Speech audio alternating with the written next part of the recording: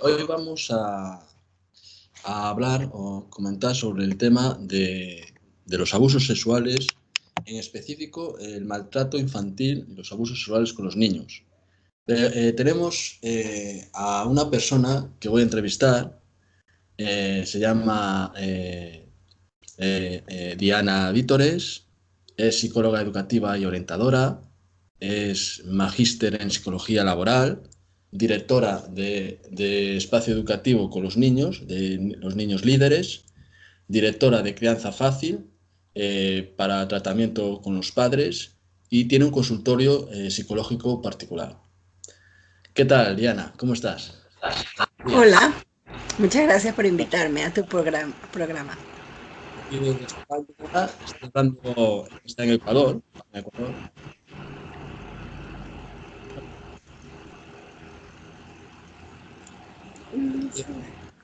¿Qué te llevó a tratar o a meter pues a profundizar y trabajar en el mundo del tratamiento con los niños y los padres? ¿Qué te llevó a ello y a estudiar psicología? Bueno, tengo muchos años de experiencia trabajando con niños y me inicié en la educación no formal de la Asociación de Scouts del Ecuador. Es una metodología aprender haciendo, aprendizaje activo. Bueno, y ahí me inicié haciendo actividades de grupos, enseñando valores a niños desde los 15 años aproximadamente. Entonces, bueno, ahí todavía estaba yo en el colegio, en la secundaria, y cuando llegué a la universidad, lo que me preguntaba a mí misma cuáles eran mis fortalezas, y como vi esa como una principal fortaleza, el trabajo con niños, decidí estudiar psicología. Además, siempre me intrigó el comportamiento de los niños y a qué se debía eso. Eh, y comprender un poco qué les pasaba cuando se ponían muy tristes o cuando se ponían agresivos, etcétera, ¿no? Entonces fue más bien una curiosidad eh, y querer explorar un poco lo que sienten los niños, las necesidades de ellos. Entonces así empecé y estudié psicología educativa. He trabajado en 15 años aproximadamente en el área social con niños eh, y luego hice una maestría en psicología laboral con mención en desarrollo humano y de la organización porque casi todos los cargos que he ocupado han tenido que ver con coordinación de proyectos y por lo tanto he tenido que manejar recursos humanos que tenía que trabajar con niños. Entonces, consideré importante que yo me pueda capacitar mucho más en cómo dirigir equipos de trabajo, equipos de educadores, donde ya no tenía yo que ver directamente con los niños, pero sí tenía que orientar y asesorar y dirigir las actividades que los educadores hacían con los niños y los padres. Entonces, es por eso que conjugué los dos conocimientos, ¿no? De psicología educativa con psicología laboral. Ujú. ¿Y qué recursos humanos utilizas en tu trabajo para los niños y los padres? Bueno, en las distintas organizaciones que he trabajado siempre ha sido un equipo multidisciplinario donde hemos participado, entre otros, psicólogos, trabajadores sociales, orientadores familiares, eh, psicopedagogos, eh, sociólogos también. Entonces, en un equipo multidisciplinario, pues hacíamos los proyectos y planificábamos las actividades y todas las estrategias de trabajo para lograr un cambio social que implicaba desde el comportamiento de los niños, la dinámica familiar, el fortalecimiento de las relaciones intrafamiliares y también la movilización social en favor de los derechos de los niños. Ujú. Bueno, ¿nos puedes hablar, Diana, sobre los proyectos y actividades que hacéis con los niños y los padres? Bueno, tengo algunos frentes de trabajo. Actualmente soy la coordinadora del Departamento de Consejería Estudiantil o Departamento de Psicología de una unidad educativa acá, o sea que tiene todos los niveles de educación, desde el preescolar a la educación básica y la educación de bachillerato, como se conoce acá en Ecuador. Soy la coordinadora de toda la unidad educativa, del equipo multidisciplinario de psicólogos clínicos y psicólogos educativos que trabajamos en conjunto. Entonces ahí tengo una atención directa con niños. Estoy en este momento trabajando mucho con niños desde los aproximadamente 10 años, 9 años, 10 años hasta los 13, 14. Ese es el rango de edad que estoy en este momento haciendo más actividades con ellos. Pero coordino a las psicólogas que trabajan con las otras áreas, ¿no? Eh, y aparte de eso, tengo estos espacios que mencionaste al inicio. Uno se llama Líder Lab Club de Líderes, que es un espacio de educación no formal que trabajo con otras personas que saben de metodología activa o aprender haciendo para generar espacios donde los niños puedan desarrollar habilidades sociales y puedan desarrollar también habilidades de liderazgo, ¿no? Por eso se llama Líder Lab Club de Líderes. Y el otro espacio, que también lo abrí, es un espacio de trabajo para apoyar a los padres en el tema de la crianza de los hijos. Se llama Crianza Fácil. Es un espacio más bien dirigido a adultos responsables de la crianza de los niños, que pueden ser los padres, pueden ser padre, madre, o pueden ser abuelos, tíos. Y tengo mi consultorio particular donde también trabajo con niños. Entonces yo siempre digo a mis estudiantes y a mis colegas con los que trabajo y a los que coordino, que trabajar con los niños implica necesariamente trabajar con los padres de familia, con la madre y con el padre, o con quienes están a cargo, los cuidadores que yo les llamo, ¿no? Porque nada de lo que se haga con el niño de forma aislada va a impactar tanto en su cambio de conducta si no se hacen cambios radicales en algunos casos y cambios sostenibles en la familia misma. Entonces, como siempre digo, los niños cambian y mejoran si cambia la dinámica familiar. Entonces, obligatoriamente, en mi trabajo yo siempre termino trabajando con la familia también. Perfecto, Diana, muy bien. Bueno, vamos a meternos a comentar, profundizar sobre las estrategias de trabajo que realizas. Explícame un poco sobre el enfoque integral de protección de la niñez y adolescencia. ¿Qué enfoque, o sea, de qué se trata eso? Ok, bueno, aquí en el Ecuador, en el 2003, o sea, recién en ese año, se promulgó una ley que se llama Código de la Niñez y la Adolescencia, que reúne la, como decir, la filosofía que plantea la Convención de los Derechos del Niño, que se firma, que el Ecuador es uno de los primeros países que firma la convención en 1989. Pero no es sino hasta el 2003 que se pueden concretar todas las, digamos que todos los aspectos que plantea la convención en una normativa legal que pueda funcionar en el Ecuador y que le sirva a los niños y a las personas que cuidamos o intentamos proteger a los niños también. Entonces, eh, digamos que el cambio fundamental entre el código anterior y el código de la niñez, que empieza a funcionar desde el 2003, antes se llamaba código de menores y los niños eran objetos, digamos, ¿no? O sea, estaban como, no se tomaba en cuenta su opinión y tampoco se consideraban ciertos derechos, ¿no? A partir del 2003, en cambio, los niños son sujetos de derechos y deben ser consultados para cambios que se quieran hacer en favor de ellos. Entonces, comienza toda una movilización social. Entonces, yo ingresé al tema del trabajo por los niños en el 96 y desde ahí, la organización que yo pertenecía era una organización que estaba activando por los derechos de los niños y participamos mucho en este proceso de construcción del código hasta que finalmente llegó a la Asamblea Nacional o al Congreso Nacional, que se llamaba en esa época, y se pudo hacer la ley.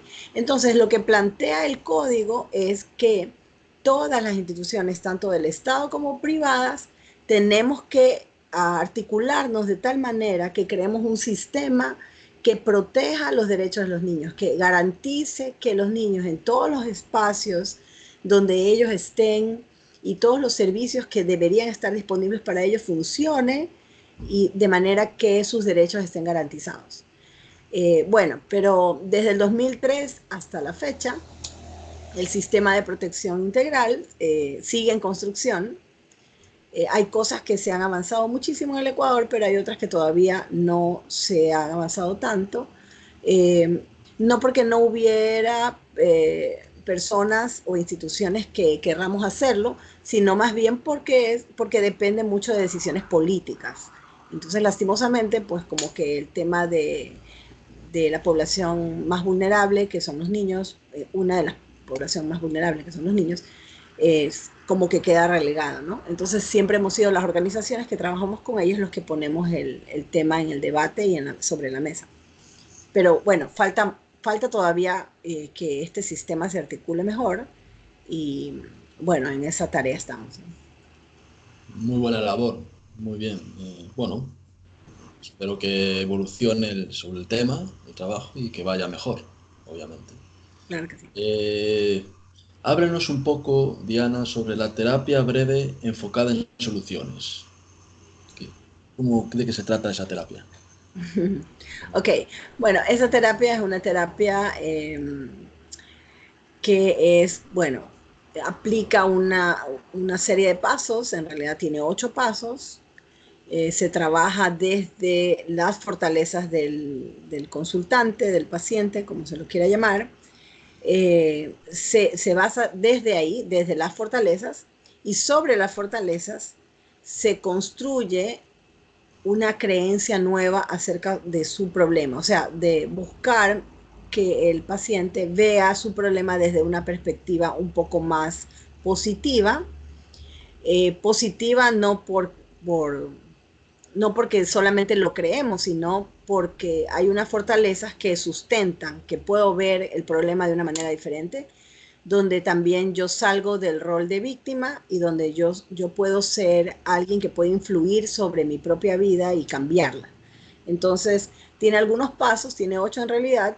Empieza con el tema de las fortalezas, luego sigue con la definición del problema exactamente, y en ese paso algo muy importante es hablar sobre el control del problema. Cuando nosotros queremos cambiar cosas que dependen de otras personas, ¿no? Estamos enfocados en eso, pues la frustración va a ser muy alta. En cambio, si nos enfocamos en cosas que no podemos cambiar nosotros mismos para mejorar nuestra propia vida, entonces el control llega a nuestras propias manos. Y esa es la idea, que las personas, además de que reconozcan sus fortalezas, se den cuenta que lo que pueden cambiar es lo que está más cerca de ellos, que son ellos mismos. Entonces, a partir de ahí se hacen otros pasos más de la terapia donde las personas se plantean metas y luego pasos, ¿no? Ese es otro aspecto clave que yo diría de la terapia, es que las personas no se les pide o no, las personas no se sienten obligadas a dar cambios grandes en poco tiempo, ¿no? Sino a manejar esa ansiedad por cambiar, dividiendo el cambio en varios pasos que son más pequeños y más sencillos de lograr. En la medida en que las personas sientan éxito y van sintiendo más control sobre sus propias vidas, entonces las personas se sienten más motivadas para hacer cambios mayores. Yo he aplicado esta terapia breve desde hace muchos años atrás, y realmente puedo dar testimonio de que es muy efectiva, sobre todo cuando las personas han llegado a la convicción de que tienen que hacer un cambio en sus propias vidas y no saben cómo hacerlo. Entonces, en ese momento, esta terapia es muy, muy efectiva. Exactamente. La persona tiene que dar el primer paso para cambiar, ¿no? A mejor. Porque si no, la persona no da el primer paso, y aunque los demás, la familia o sus allegados, quieran que cambie esa persona mejor, si esa persona no quiere, pues sería un paso atrás, ¿no? Tiene que ser primero la misma persona que quiera tener la voluntad de cambio. Eso es lo fundamental. Motivarse a sí mismo. Perfecto. Así es. Vale, ¿qué tipo de intervenciones familiares realizáis? Exactamente. Intervenciones familiares.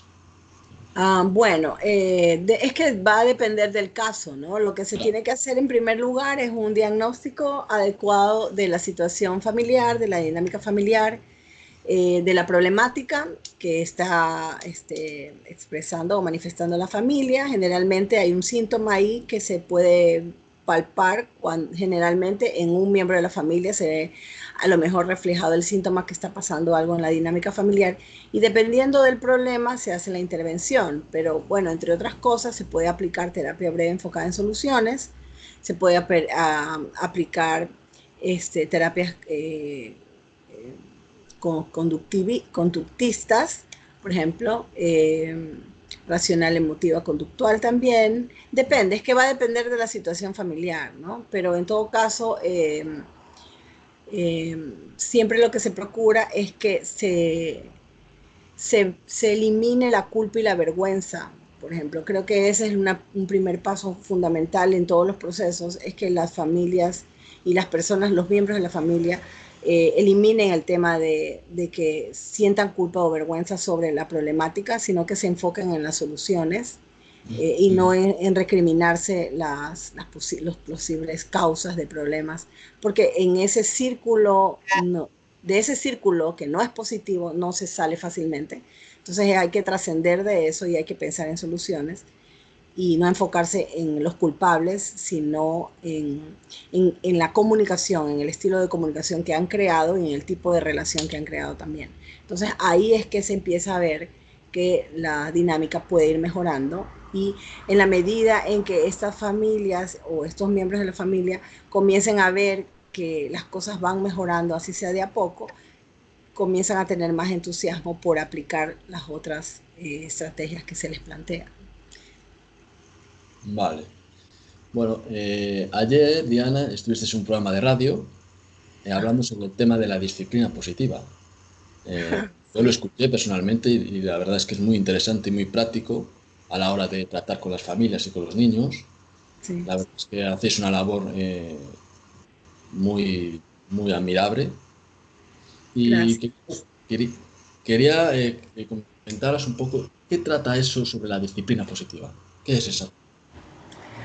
Bueno, la disciplina positiva es una metodología, ¿no? Es una metodología donde el énfasis principal es eh, el trato, el trato con gentileza y con firmeza, porque lo que se quiere a través de la disciplina positiva es lograr establecer relaciones o dinámicas de relación respetuosas y positivas dentro de la familia o dentro del aula.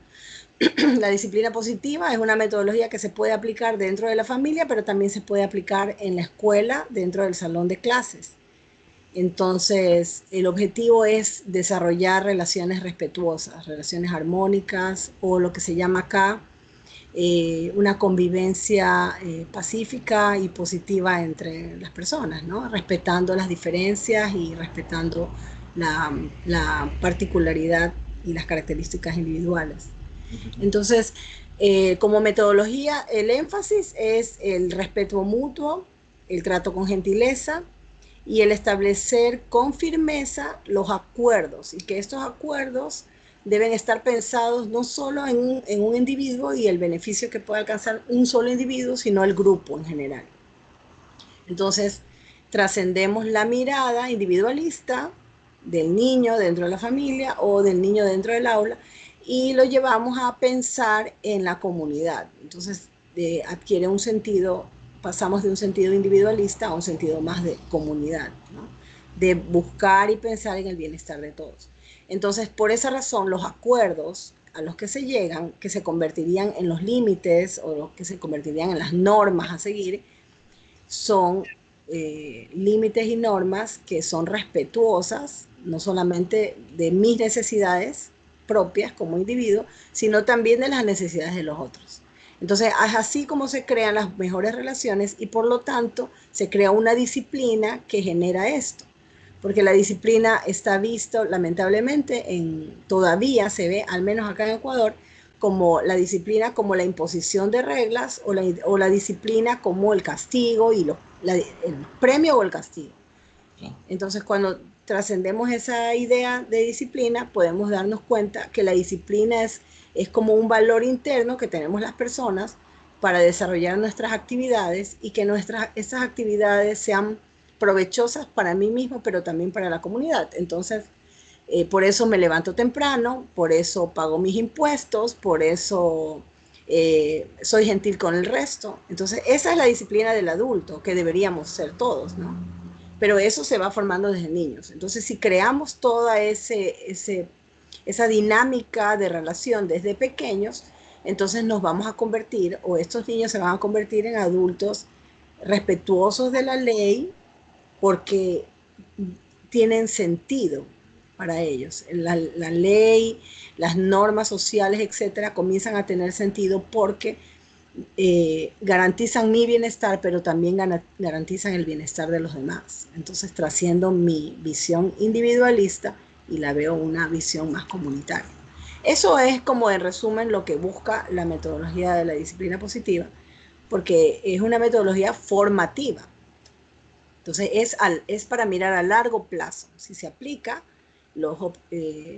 digamos que los resultados los vamos a ver en las actuaciones de los niños a corto plazo, a mediano plazo y a largo plazo cuando se convierta en un adulto que sea autorregulado y que sea disciplinado para conseguir sus metas y que esas metas también trasciendan del individualismo y piense también en el grupo, en la comunidad. Claro, que sea una persona que llegue a ser autónoma, ¿no? Que sea responsable de sí misma. De sí mismo, ajá, Responde sin, es, Exacto. claro, que sea autónoma, que sea responsable de sí mismo, pero no alejado del grupo, no alejado del resto, que tenga también un interés por el otro. Sí, sí, que haya relaciones o enlaces con la comunidad, digamos, Así con es. los iguales, con sus iguales. Perfecto. Cuando hablas sobre el trato de gente ilesa, explícanos a qué te refieres. Dijiste antes el trato de gente ilesa. Explícanos un poco. O sea, Bueno, la disciplina positiva lo que nos dice es que hay que ser gentiles en el trato, o sea, hay que dar buen trato, sí, sí, sí. y significa hablar con calma, Ujú. dirigirse con palabras agradables, dar ánimo, dar aliento si la persona lo necesita, felicitar, dar una retroalimentación positiva. Cuando uno ve que hay algo que se está haciendo muy bien, hay que decirlo, hay que hacerlo evidente a través de palabras, ¿no? Eh, pero además de eso, también hay que ser firme. Entonces, la disciplina positiva pone en el balance tanto el trato con gentileza, pero firmeza también. Entonces, a los niños muchas veces los adultos queremos ganar sobre los niños, ¿no? Ganar a los niños y que ellos no se salgan con la suya. Acá en Ecuador hay muchas personas, muchos adultos que dicen, los niños son manipuladores y ellos quieren lograr lo que ellos quieren. Entonces, el adulto, al percibir así el niño, ¿qué es lo que va a hacer? Va a intentar ganar al niño. Cuando el niño quiere algo y se porta un poco rebelde, por ejemplo, va a intentar ganarle.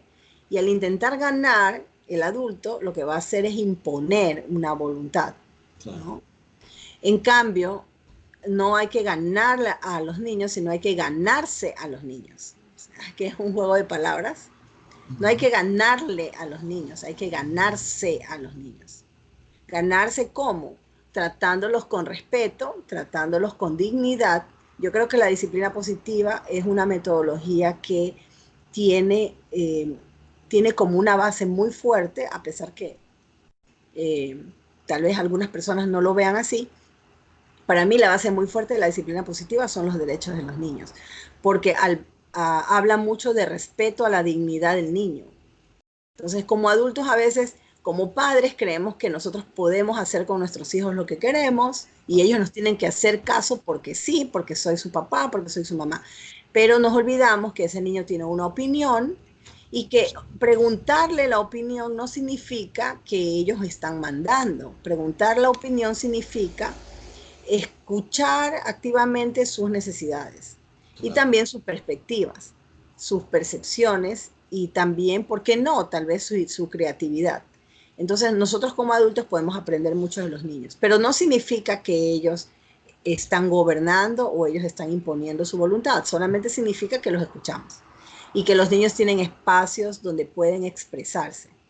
En cambio, y si queremos nosotros, obviamente como adultos, como líderes del grupo, de la familia en este caso, queremos poner una norma en vigencia, lo que nos resta es explicar al niño por qué la norma es necesaria para el bienestar de todos, para el bienestar del propio niño y para el bienestar del grupo.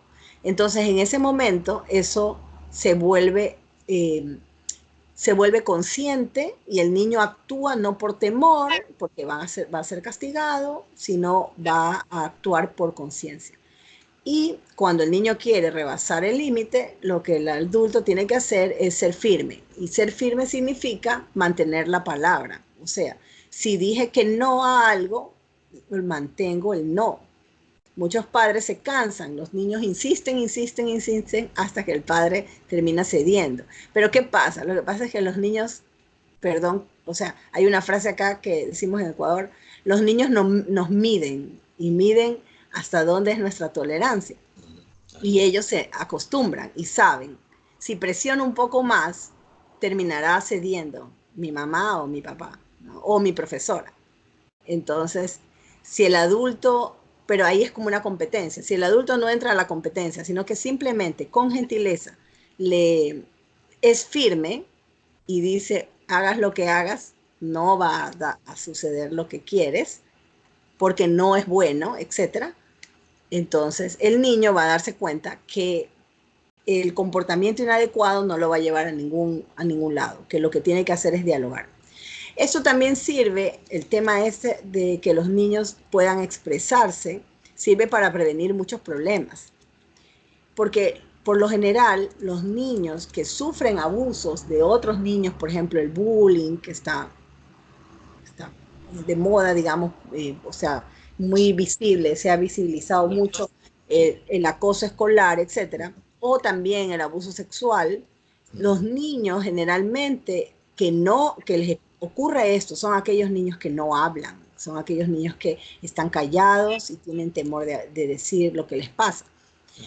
Pero entonces, si creamos espacios dentro de la familia o dentro de la escuela donde los niños puedan expresar inclusive su desacuerdo, ya, para ser mediado por el adulto, explicado de que no puede ser porque no es beneficioso. Claro. Si los niños pueden expresar, entonces en el momento en que esté pasando algo, ellos van a tener la confianza de hablar, porque no van a ser juzgados, por ejemplo. Muy importante eso, que se sientan escuchados y comprendidos, ¿no? Por el adulto. Exactamente. Así es. Ayer escuchaba en la radio, en tu entrevista, que hablabas de que hay niños que se les enseña a negociar, pero después ese niño hace las cosas bien siempre y cuando adquiera algo, o sea, esperando algo, un premio, ¿no? Actúan por eso y no por sí, y no porque sean conscientes de que la situación tiene que ser, o sea, debería ser correcta, o sea, digamos, de hacerlo bien porque le sale a él mismo, no por el premio. O sea, explícanos un poco, o amplíanos un poco ese tema. Lo que pasa es que estuvo muy de moda algunas estrategias para conseguir de los niños buenos comportamientos. Y entre ellos, por ejemplo, el tema de la economía de fichas, que mucha gente la utiliza, que es una técnica, digamos, que se le dice a los niños que si completa un número de caritas felices, ¿no? O de puntos, va a recibir un premio, ¿no? Entonces, cuando los niños reciben esas consignas, y entonces comienzan a a hacer o a tener un buen comportamiento a cambio de un premio. Entonces siempre va a ser a cambio de algo. Entonces me porto bien y ¿qué me vas a dar? ¿No? Porque se van acostumbrando a que la conducta no es buena porque debe ser así, porque es necesaria para su bienestar y el bienestar del grupo, sino porque la conducta va a ser buena porque te voy a dar un chupete o te voy a dar un regalo, un juguete. Entonces los niños empiezan a negociar su comportamiento. Entonces no van a hacer las cosas adecuadas si no reciben algo a cambio. Y yo he visto eso en muchos casos porque los niños empiezan a ser negociantes. Entonces dicen, ah, pero tú me ofreciste la otra vez y no me cumpliste. Bueno, si me cumples esta vez, pero me debes doble, me tienes que dar doble ahora. Ah, ¿quieres que haga eso? Me tienes que dar dos cosas ahora, no una. Entonces se convierte en casi un chantaje para el padre. Manipuladores, entre comillas. Sí, se convierte en eso, que no voy a hacer algo si no me das algo a cambio. Claro. Entonces, eso no es positivo. La disciplina positiva no aplica eso, sino por eso es que justamente tiene que ver con el diálogo, el trato con respeto y la firmeza. Y obviamente explicar por qué existen esas reglas y explicar por qué existen esos límites. Cuando los niños entienden que esos límites están para protegerlos a ellos de otros peligros o de mala nutrición o de bajo rendimiento académico, etcétera. Cuando los niños comprenden eso, pues entonces están más dispuestos a colaborar. Y ese es el punto de la disciplina positiva, es que el resultado es que los niños colaboran. Cuando el niño está acostumbrado a recibir algo a cambio por su buen comportamiento, en el momento en que no tienes algo para darle o algo para negociar, o lo que le estás negociando no es de su interés, el niño no colabora y se cierra porque se acostumbró a eso. Entonces yo realmente, salvo ciertos casos, porque depende de la situación del niño también, salvo ciertos casos se puede hacer el tema de la técnica de la economía de fichas, por ejemplo, o de esto de los ganarse puntos para lograr un premio. Pero en ciertos casos se puede hacer y por un tiempo determinado, no como una práctica que sea permanente, porque genera los otros problemas que mencioné. Muy bien, Diana. Los códigos de convivencia, ¿qué códigos son? Bueno, los códigos de convivencia son como declaraciones, son declaraciones que las instituciones educativas, acá se creó todo un movimiento alrededor de esto, de crear códigos de convivencia dentro de las instituciones educativas para que se pongan de acuerdo los distintos actores de la comunidad educativa, de qué es lo que está permitido dentro de la institución y qué no, y también, como decir, los valores de la institución, qué es lo que ellos quieren que se haga más énfasis, por ejemplo. Entonces, los actores de las unidades educativas están los estudiantes, están los docentes o las instituciones, las autoridades de las instituciones, y también están los padres de familia y la comunidad. Entonces, los códigos de convivencia se construyen entre todos los actores de la comunidad educativa. Entonces se consulta a los niños o los niños hacen su planteamiento de reglas de convivencia. Los padres de familia también participan y participan obviamente también los docentes y las autoridades. Entonces son procesos democráticos donde se llegan a acuerdos y a consensos de qué es lo que debería la unidad educativa tener como normas internas. Entonces, eso también es algo muy positivo de aplicar porque primero lo construyen entre todos, ¿no? Es muy participativo. Y segundo,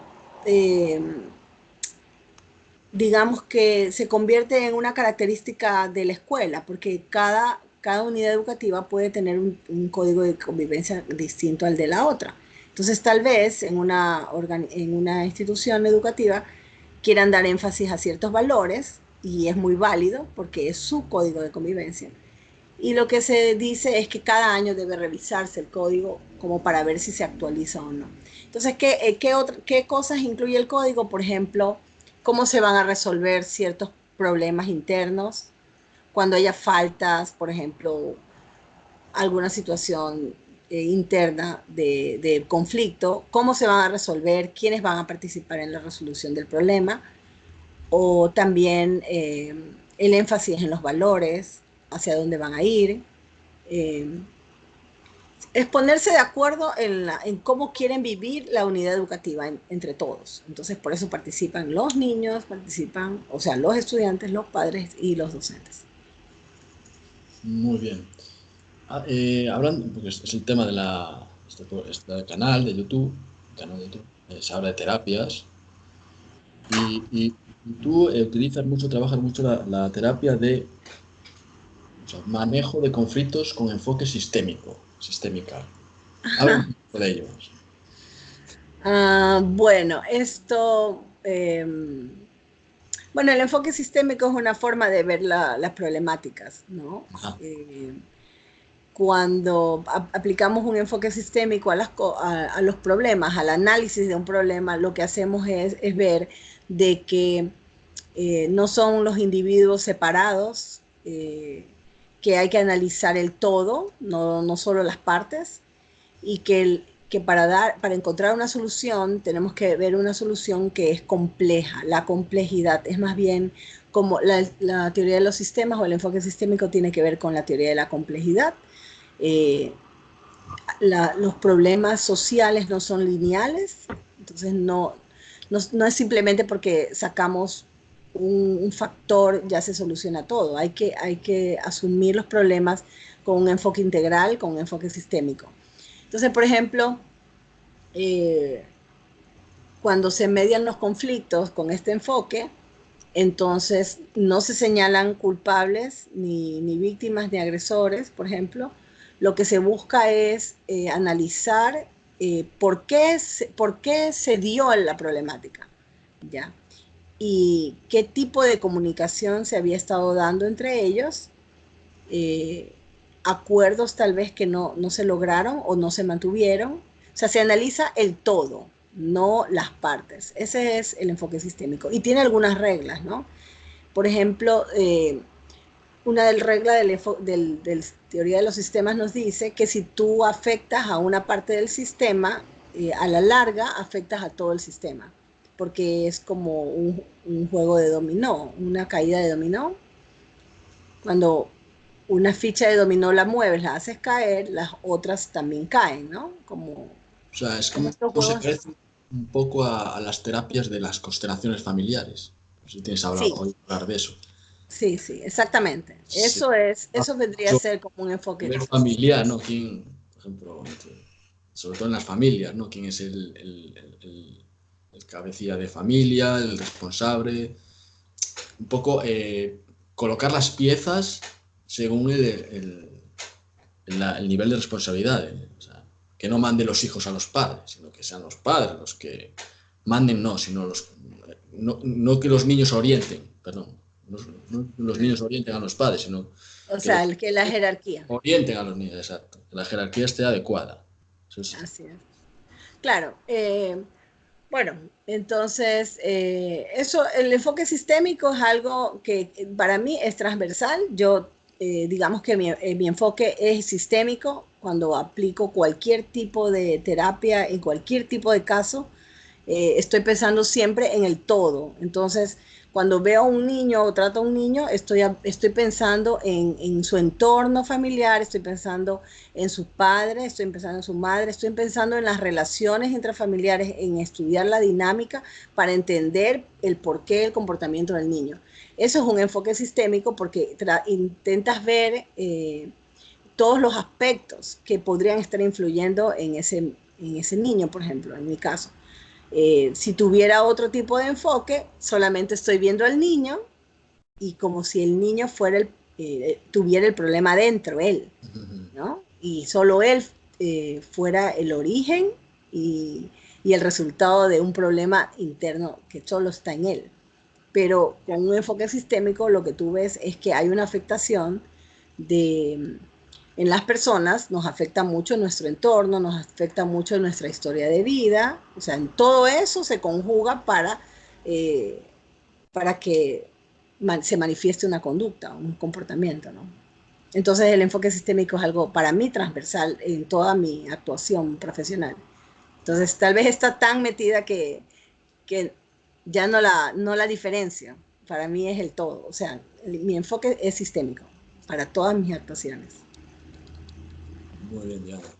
Bueno, yo voy a añadir también sobre el tratamiento de los niños. Sería muy bueno, hay países que ya lo están implementando en las escuelas, los talleres de meditación para los niños. Es muy importante porque eso les va a ayudar muchísimo a nivel, ya no solo a nivel del subconsciente de los niños, ¿no? Sino a nivel de concentración, de saber estar en cada momento, de saber disfrutar el momento, el saber apreciar el pequeño detalle de cada día y el estar consigo mismo en paz, ¿no? Que es lo importante, ¿no?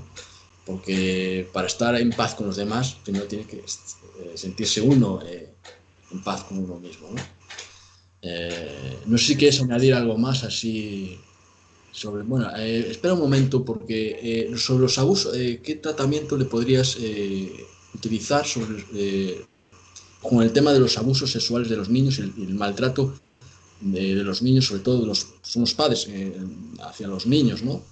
¿Qué tipo de estrategias, ¿no? Digamos, se puede paliar un poco o erradicar eh, para que no haya abusos sexuales o abusos hacia los niños, ¿no?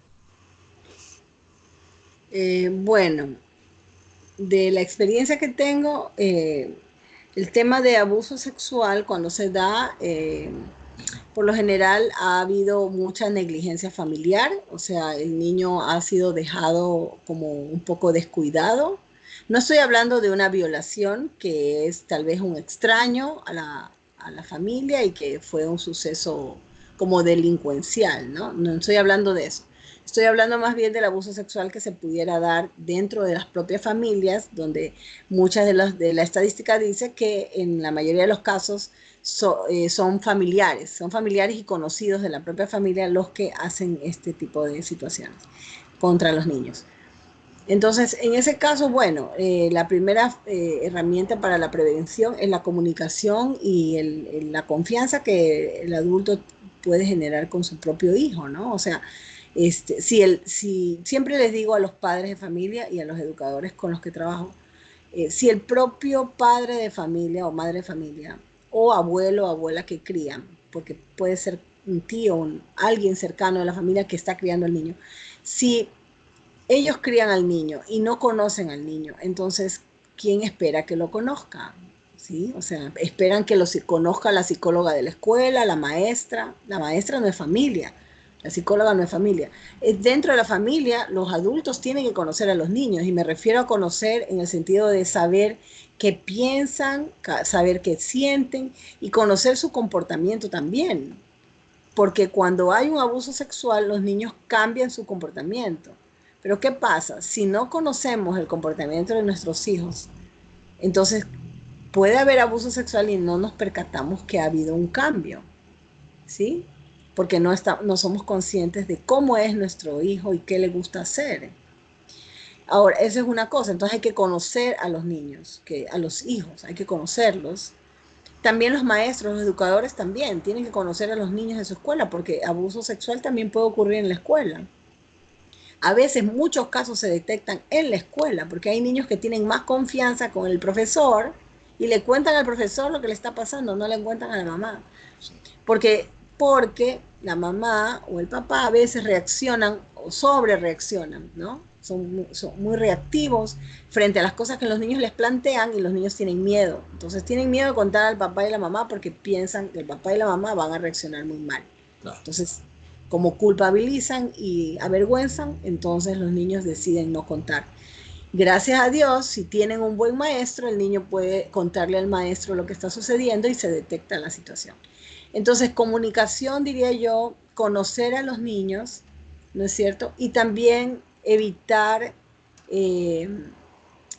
O sea, el adulto, que es el padre de familia, es el que es el responsable de proteger a su propio hijo, ¿no? Entonces, eh, no hay que confiar, digamos que no, eso está lejos. O sea, el abuso sexual ocurre muchísimo, el porcentaje es muy alto, ocurre más cerca de lo que uno se imagina.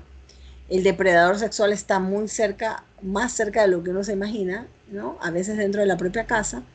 Entonces, tengo que como adulto estar pendiente de eso, porque puede estar por suceder y yo podría estarlo evitando. Entonces, tengo que estar como pendiente, como en alerta, ¿no? No significa estar paranoico, o sea, excesivamente ansioso por eso, pero sí alerta y enseñarle al niño sobre la diferencia entre las caricias, que son, digamos, positivas, y aquellas que ya no, aquellas en sus partes íntimas, que esas ya no son caricias positivas.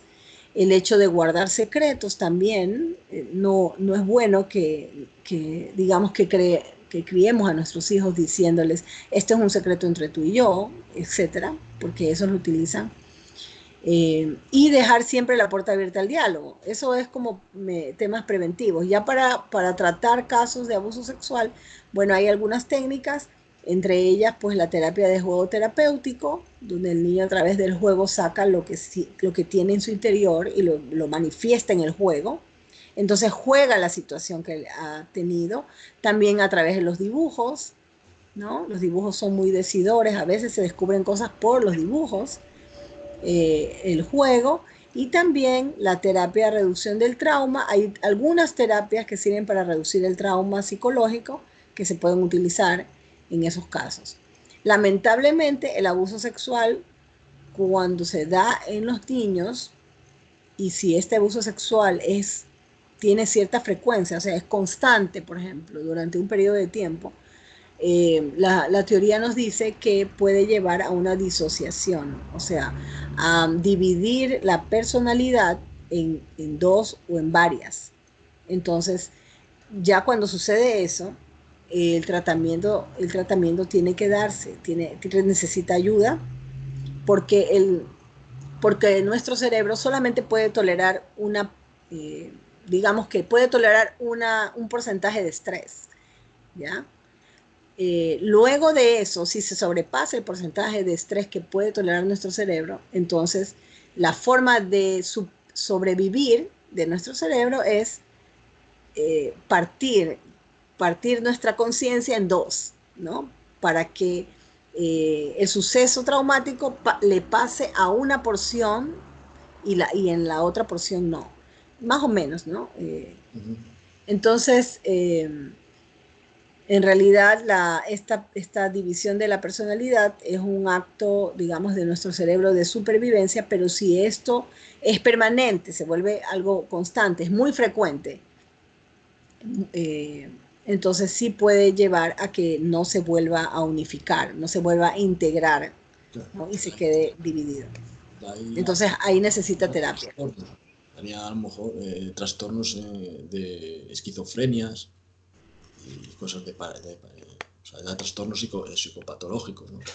Se derivarían a esos trastornos, ¿no? De esquizofrenia, de paranoide, pues, Sí, o sea, definitivamente sí, es trastorno disocial de la personalidad.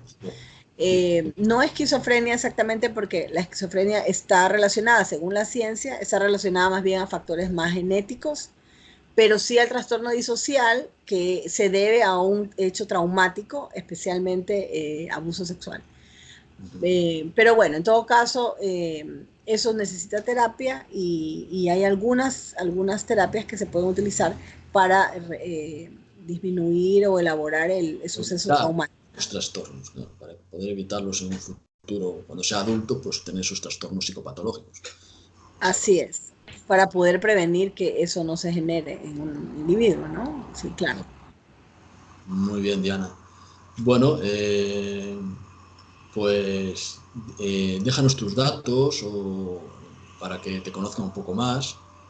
pues no sé, tus redes sociales, tu página web, si tienes, tu número de teléfono, si lo quieres compartir. Bueno, deja tus datos si lo dices en voz alta para que te contacten contigo, si te han Ok. conocer. Bueno, soy muy activa en el Facebook y en Instagram también. Entonces me pueden ubicar como PS Diana Vítores, con mi nombre. También pueden buscar en el Facebook mismo mis páginas que es Líder Lab, Club de Líderes y Crianza Fácil. Entonces, a través de esa vía me pueden ver. Bueno, mi canal YouTube está en creación, está en construcción, así que pronto tal vez también esté saliendo por esa red. Bueno, y ojalá esperemos que hagamos más videoprogramas tú y yo, en mi canal y en el tuyo próximamente, que hablemos de otros temas de terapias o también de astrología, porque nosotros dos somos astrólogos también, hemos estudiado astrología Así y es. compartir esos conceptos astrológicos es muy importante, aunque las personas aún no estén conscientes de que la astrología ayuda un montón a las personas a orientarse y a conocerse a sí mismo y aceptarse tal como es.